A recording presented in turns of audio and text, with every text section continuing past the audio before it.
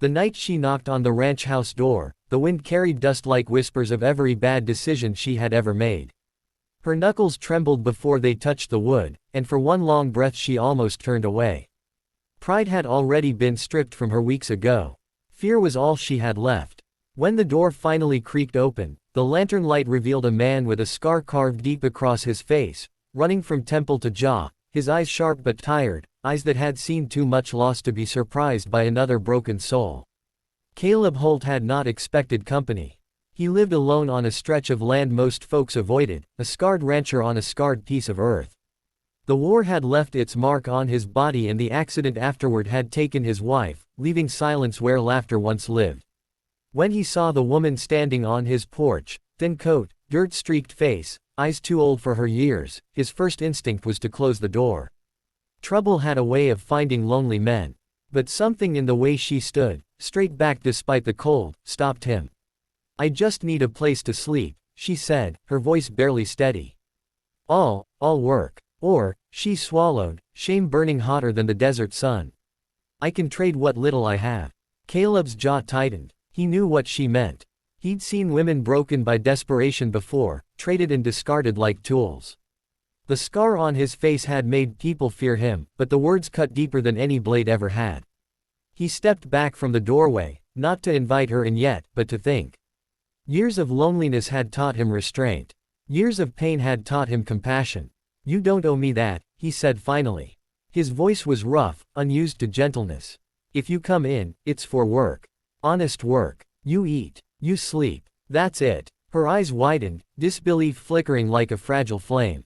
"You don't even know my name." "Names can wait," he replied.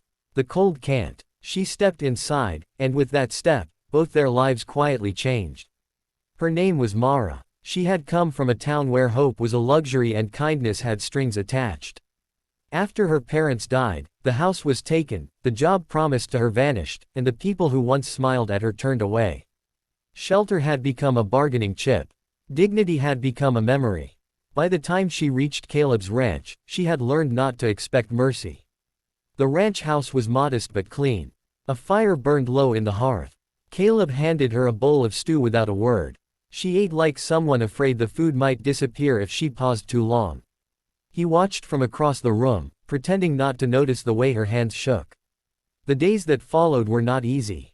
Mara rose before dawn, helping with chores she barely understood.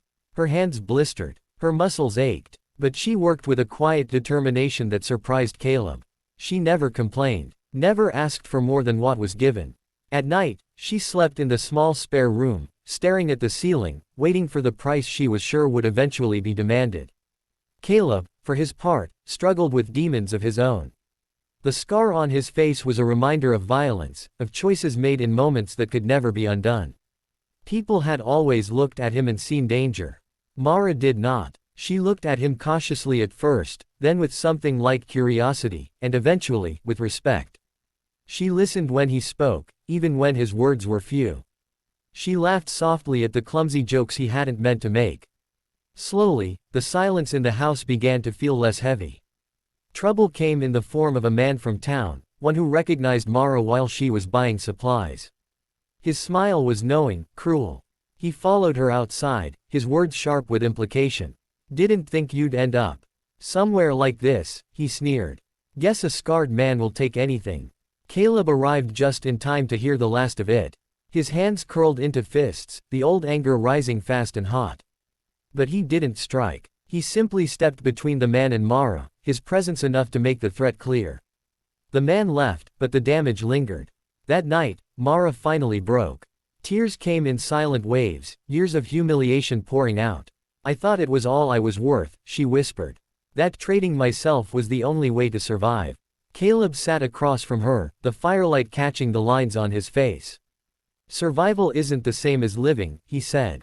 "And worth isn't something others get to decide."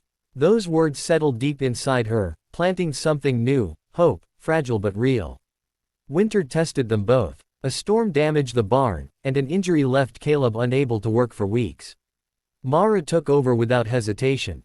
She learned fast, drove herself harder than necessary, afraid that if she failed, everything would be taken away again.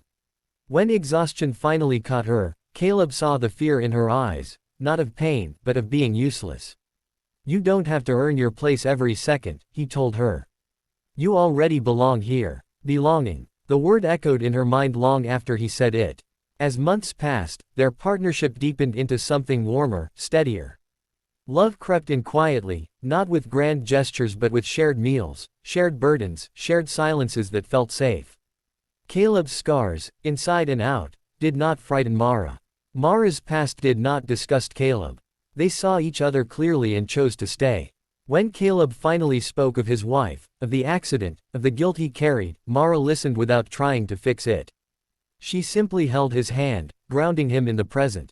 When Mara spoke of the nights she wished she wouldn't wake up, Caleb reminded her she had already survived the worst. The day Caleb asked her to stay for good, there was no drama, no ceremony. Just a simple question and a quiet yes. She didn't trade herself for shelter that day.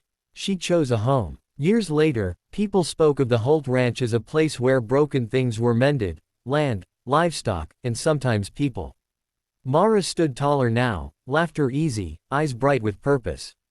Caleb smiled more, the scar on his face softened by warmth rather than bitterness. What began as desperation became dignity. What began as shelter became family. And both of them learned a truth the world often forgets: that compassion can rewrite a future, that love given freely has the power to heal what survival alone never could.